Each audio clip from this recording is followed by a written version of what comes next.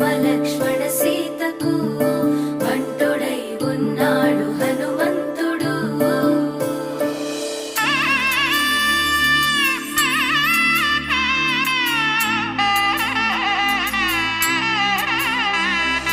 మూడు ముళ్ళ బంధము జరిగెను శుభలగ్నము, సీతారాముడు ఒకటయ్యను ఈ దినము.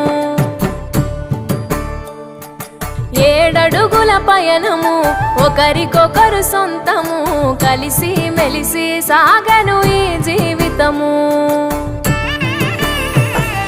శతమ